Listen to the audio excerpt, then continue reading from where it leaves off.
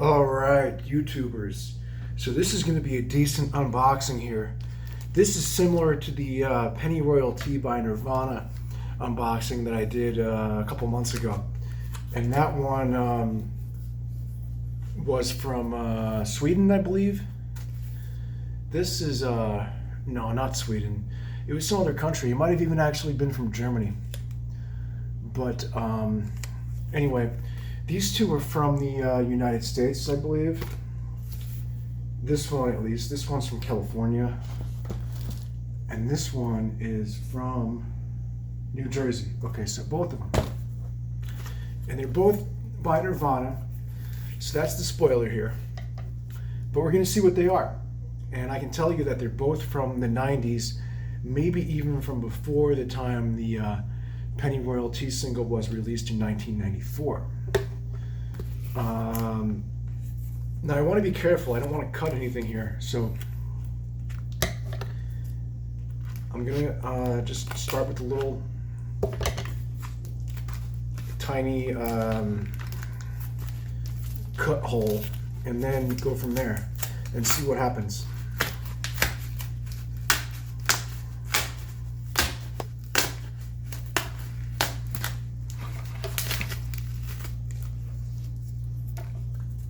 So it's opened already.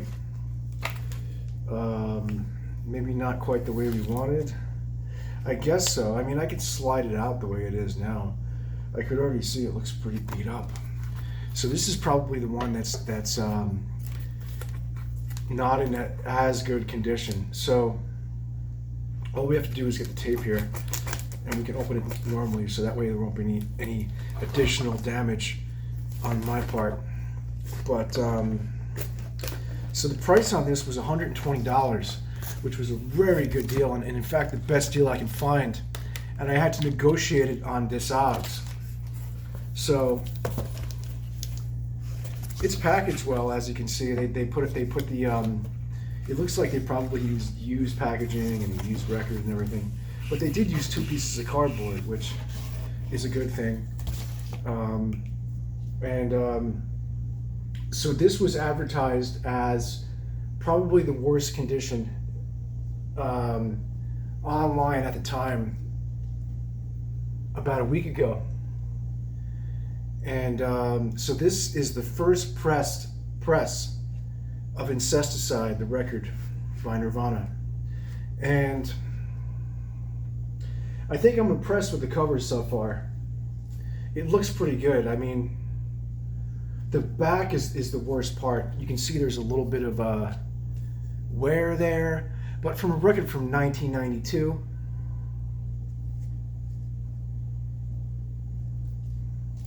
So I'm impressed with the cover so far. And this is the first press in 1992. And eBay, I saw one go for $190. That was in slightly better condition. But I don't know. Sometimes it goes, I saw one for $499. Okay, so these are the liner notes that most people are familiar with from the CD. I guess there's no original booklet here. I wonder if that was not included in the first press. Maybe it was, maybe it wasn't. The other thing that's disappointing is it's actually missing the sticker. So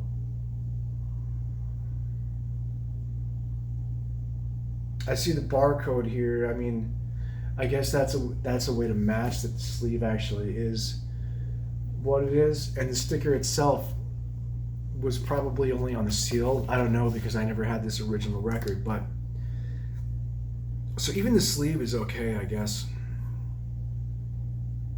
It's not really that bad. I guess they described it pretty well.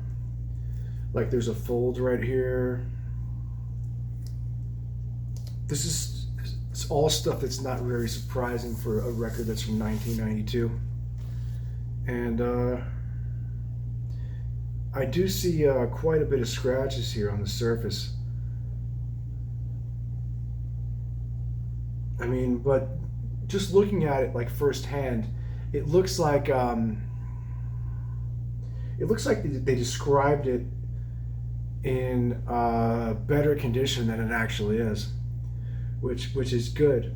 Because for $120 to get this record, which is very, very rare, in 2025, that's how many years later? 33 years later, am I right? 24, so 25, 35, 33 years later. So back to 1992, that was 32 years ago.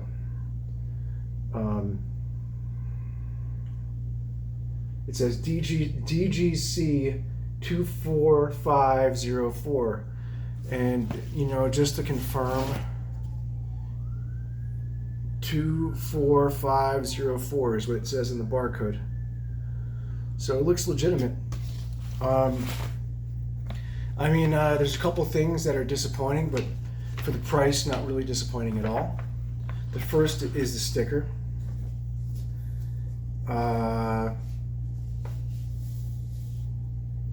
The missing sticker that was probably only included with the shrink wrap. And the second is the fact that it doesn't have the original booklet. But I'm not even sure the original booklet was included in this version.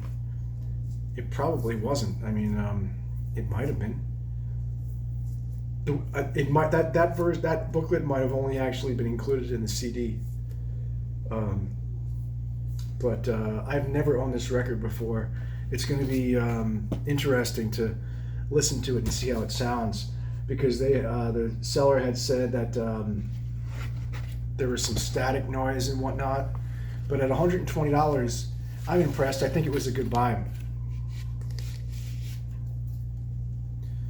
So next we're going to do another Nirvana one as a spoiler. First we need to get rid of this box. So we're going to set this aside, and we're going to get our other box rather. And it's interesting how these arrived on the same day, and I'm glad that they did, because I can do the two unboxings together. The only thing is, I mean, you're going to see this one like at the end of the other one, and this one looks like a new box. Like the other one, it looks like the guy used the box that was already used, but not here.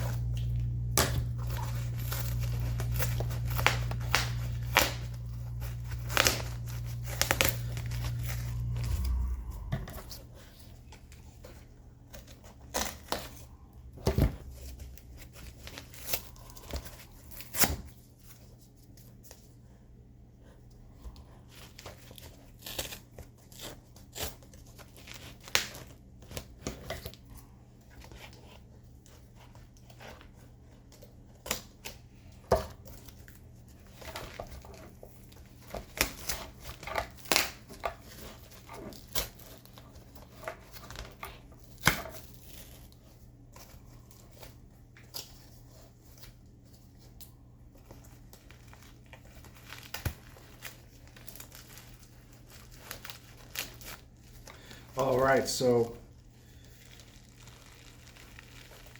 I'm pulling it out of this thing. It's really, really tight.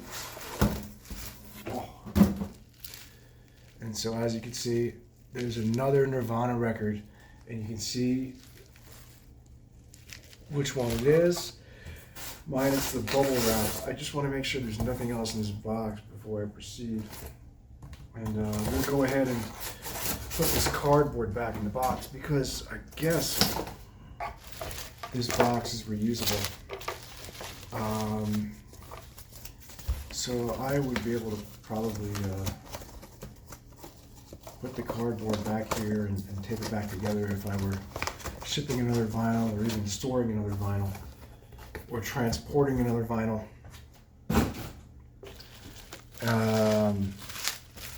I forgot to put the bubble wrap in there, but we'll figure that out later. Also, reusable bubble wrap is always a plus. It's not worth that much money, obviously, but this one I know for a fact is in a lot better condition. And I feel like it was a really good deal at $170. So $170 for this vinyl record that was released in limited quantities. It's the first press Nirvana in utero, and it's clear, as you can see. And this has to be my favorite album of all time. Reason being, because it's the first record I listened to and I wanted to play guitar afterwards. I might have wanted to play guitar when I listened to some Aerosmith records, and I thought, you know, it would be fun if I learned how to play guitar. But at this point, I was just like, I told my parents, "You're getting me a guitar. Like I'm gonna play guitar, and there's no questions. I'm not gonna stop asking you until you buy me a guitar." And they got me the guitar after that. They saw how badly I wanted to play guitar after listening to this record. And let's take it out of the sleeve. So it looks like, yeah, it's one of those sleeves with the sticky thing on it. And for whatever reason, I guess some people like to package them like this. I don't do that. I just keep them in the sleeve. You know what? Maybe he even used a separate sleeve. I don't know. But obviously this one is packaged a lot better than the other one.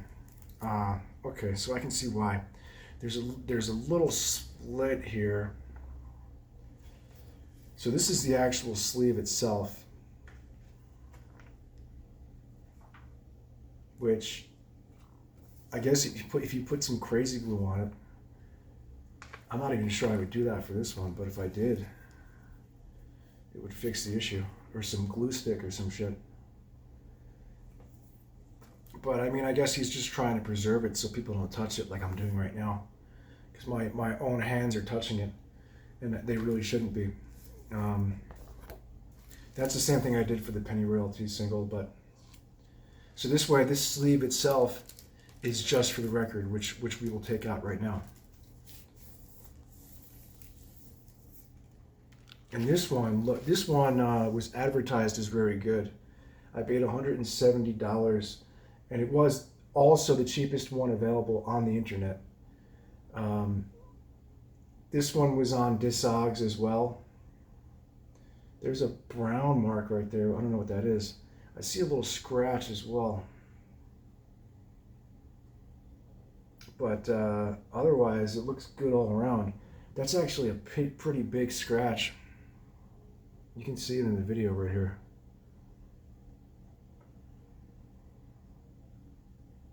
There's some brown stuff right here. I wonder, like, what is that? I'm trying to scratch it with my fingernail, but I guess I shouldn't mess with it. I'm just gonna end up like fucking it up. Maybe if I clean it a little bit, it'll get that brown shit off. I wonder what that is exactly. But otherwise, I don't see any scratches on it. I mean, there's just one scratch that looks like actually pretty big.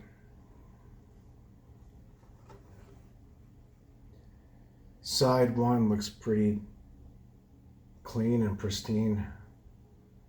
But I'm really curious as to how this record sounds. The literal 1993 first pressing. Very impressive. At $170. So they were both priced at a similar price.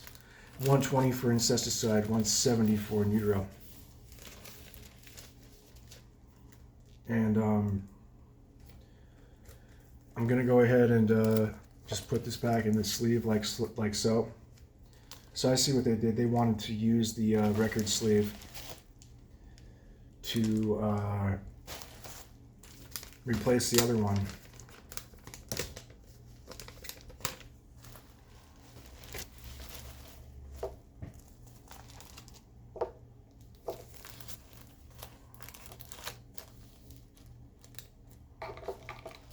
And so we'll put everything back together and everything. And the last thing that I'll do is I'll put the two records together side by side. Since we're only 15 minutes in, I put it in there backwards, obviously. So it's supposed to go on the other side right here.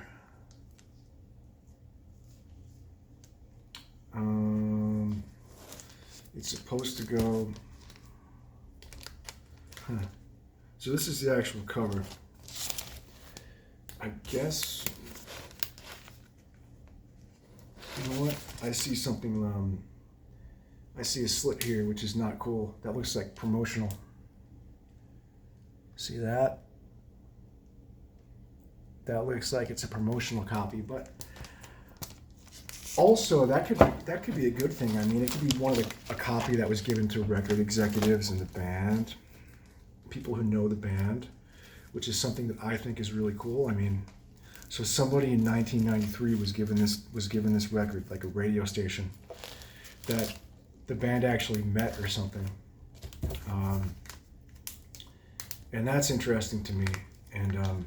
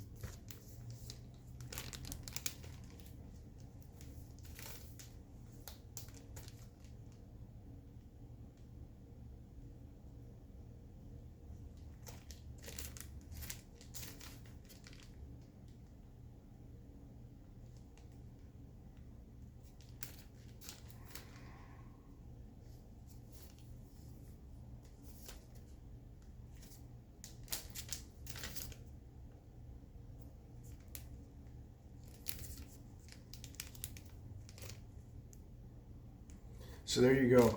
And like I said, what I was going to do is, so this one already has a sleeve, so I don't need to add an additional sleeve, but this one I do need to add a sleeve to, obviously. In fact, I guess the guy did wrap it in bubble wrap, but I wish he would have included a sleeve for such a high price. I guess he didn't have one, which is disappointing, but what are you going to do? Maybe he just had it like hanging on his wall. But anyway, very impressive. I'm satisfied with this deal today. $120 Incesticide original press, blue SWIRL version, and $170 in utero first press clear version from 1993. Both of these, which are older than the Penny Royalty single. And so we saved a lot of money here. We've gotten a good deal. At least it looks like it. Now it's time to see how these things sound, which I'm not going to do on video for obvious reasons. But do not forget to comment, do not forget to like, and do not forget to subscribe. We'll see you next time.